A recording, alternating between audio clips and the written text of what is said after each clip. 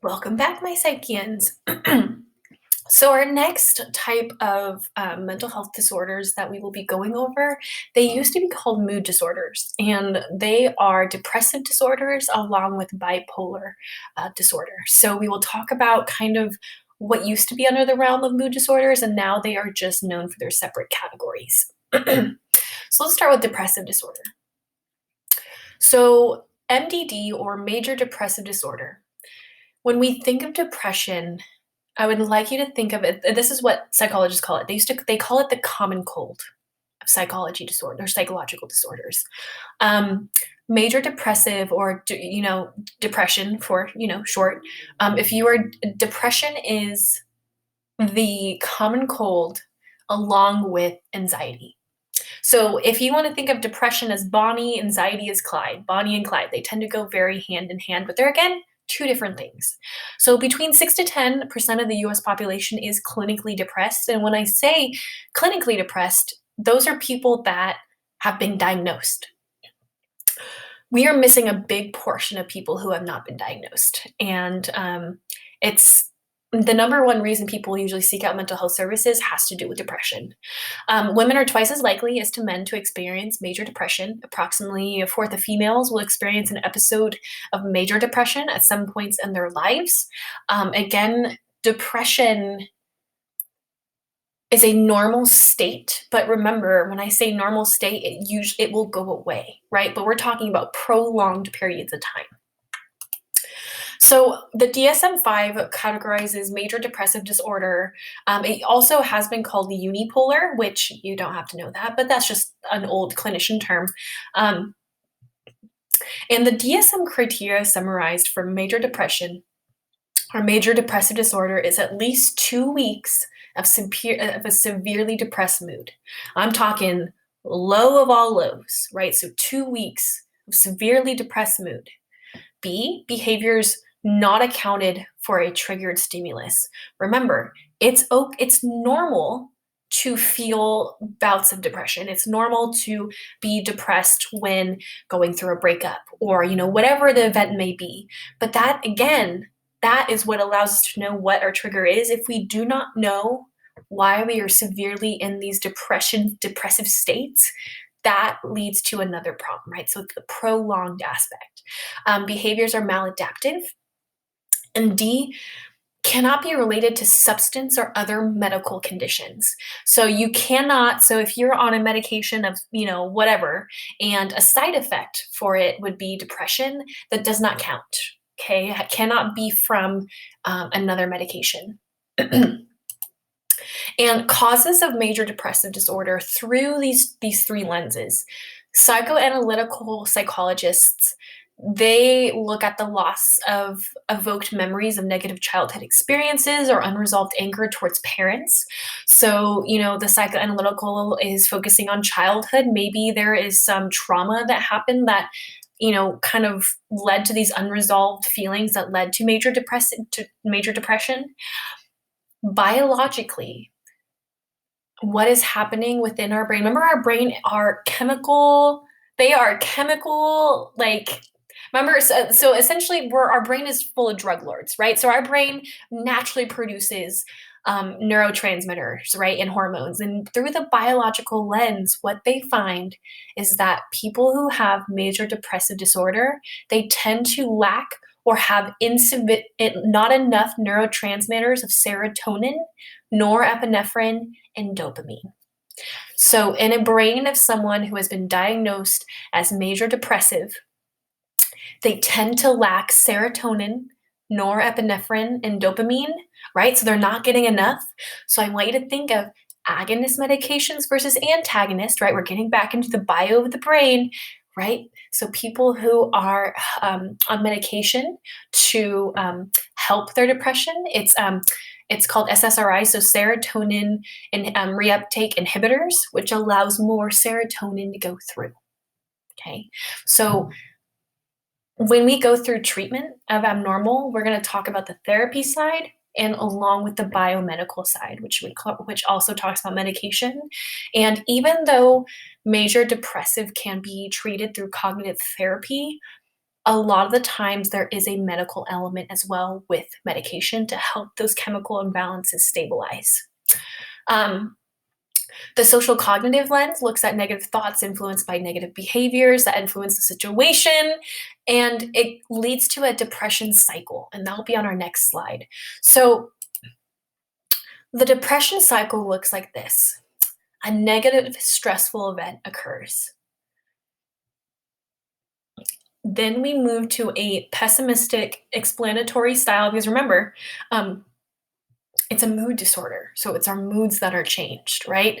So we usually explain it with a negative lens, saying, oh, my friends didn't want me at the party, which is why they didn't invite me, la la, right? So thinking of negative explanatory reasons leads to the depressed mood, which then also leads to our cognitive and behavioral changes. So, it leads to how we act. And again, it is this cycle. Okay. And remember, depression is normal to have when we know what is creating it. It is when we do not know and when it's prolonged for a time period when we should start considering, okay, is this more than a normal reaction, right? So, and then just one extra little tidbit is that there is something called disruptive mood dysregulation disorder. Oh, say that 5 times fast. It has been known for childhood bipolar disorder, something to know, and we're going to dive into bipolar next, but bipolar is genetic. Okay, so and we'll talk about that in a minute. And along with major depression, depression can genetically run in families.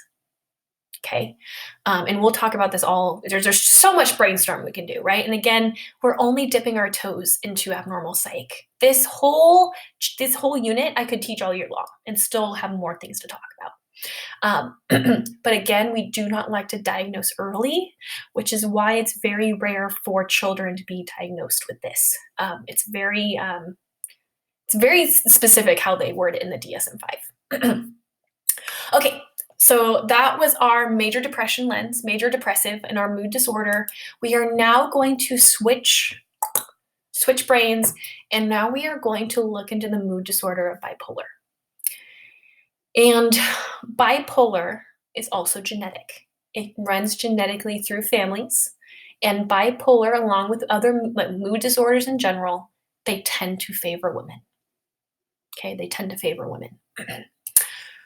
So bipolar disorder, which used to be called manic depressive disorder, is an alteration between depressive states and manic states.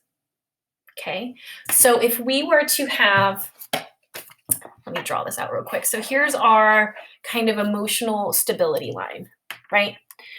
Someone with bipolar has a really hard time regulating emotions. So they will go through manic states of highs for about like a week or two. It could even be a day or two. And then they will slowly drop to a depressive state.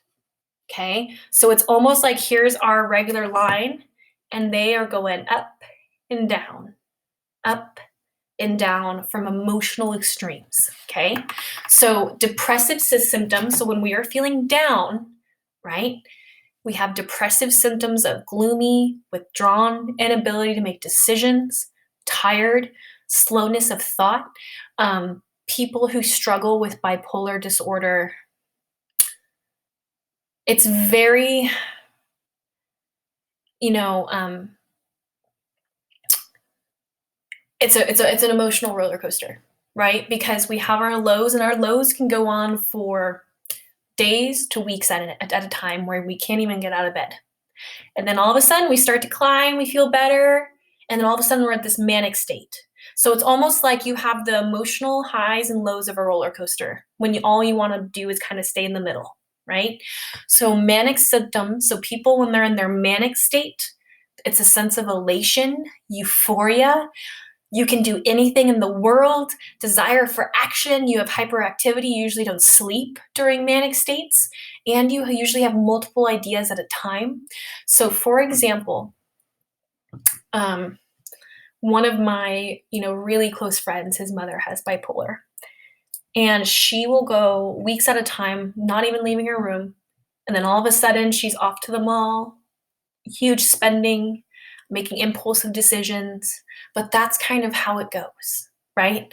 And when we dive a little bit more into bipolar, there is a certain, so there's, um, okay, sorry, my people, I lost my train of thought for just a quick second. But when we are going through bipolar, it's on the genetic aspect. And people who have bipolar 99% of the time need medication to help regulate the moods. And what they use is actually lithium. Write that in your notes. Lithium is a mood stabilizer. And we're going to talk about this in class, but so say that Sally has bipolar. Why can't we just treat her for depression? If we treat her for depression, she will hover in the manic state. If we treat her for the manic state, dive right into the depression. It's a very fine chemical balance line. But with lithium, and when we talk about mood disorders in class, mood disorders are the hardest to treat because people go off their medications all the time because it's mood oriented. And what people find is that lithium, when they take these medications, so lithium is an antipsychotic. We'll talk about that in the treatment chapter, which is medications. People don't feel like themselves anymore. That's what they say, right? So we'll talk about it more in the treatment. Okay, so looking at uni versus bipolar, so this is what unipolar essentially is, where you have just one of the really low or high moods. And bipolar, just kind of like I was just explaining on my little line, it's the ups and the downs, ups and downs. Okay, and we will briefly talk about borderline disorder and how it's slightly different. Okay. So bipolar disorder, many great writers, poets, composers suffer from bipolar disorder during the manic phases. Their creativity tends to surge. So a lot of their books were created during a manic state. And manic state, imagine the manic state as being your mind will never stop, and it's almost like you can conquer the world. Right? And it's like having like a big caffeine rush, like me drinking a bunch of Diet Cokes at a time and just going for it, right? But that is where a lot of people who have this disorder, that's where they strive, is they're the most productive in this manic state, which is also another reason a lot of them did not want to keep to their medications, right? Because they feel different. So there's called bipolar 1 and bipolar 2. And bipolar 1 is people who experience manic episodes more often than depressive. So when we think of bipolar 1, so you get diagnosed with bipolar, the next thing they're going to determine is what type of bipolar are you. Are you bipolar 1, which is where you're in the manic stage a lot? So here's our stable line. You're kind of hovering up here. You go days without sleeping, and then you have a big crash, and then you go days without sleeping, right? So that means that you tend to favor the manic state. Bipolar 2 is where you experience less mania, but you kind of hover more in the depressive episodes. Again, not the same as major depressive because they do tend to have the random highs, but they tend to hover mostly in the depressive state. So most patients who experience hypomania, right, which is the lower state, do not see it as a problem, yet the people around them may be concerned about their erratic behavior. And people can be in these altered states for long periods of time. And remember, manic states are harder to manage because of the lack of sleep, because usually your mind's going a mile a minute, so you usually tend to crash more than the depressive states. But yeah, bipolar, my friends, a mood disorder on a roller coaster is essentially kind of how you can relate it. And the chemical imbalances are just swinging back and forth, my friends, okay? All right, so the bipolar brain from PET scans that we have seen, and I'm just looking at my notes over here to make sure I don't go too far. Okay, this is our last slide for this module. The PET scans show that the brain energy consumption rises and falls with manic and depressive states. Look how active a manic state. So here's May 17th in their depressed state, very little activity. Manic a day later, look how much the brain changes. A week later, depressive state, back down. You can see the change within your brain scans. Okay. Okay, that's it for this part of the module.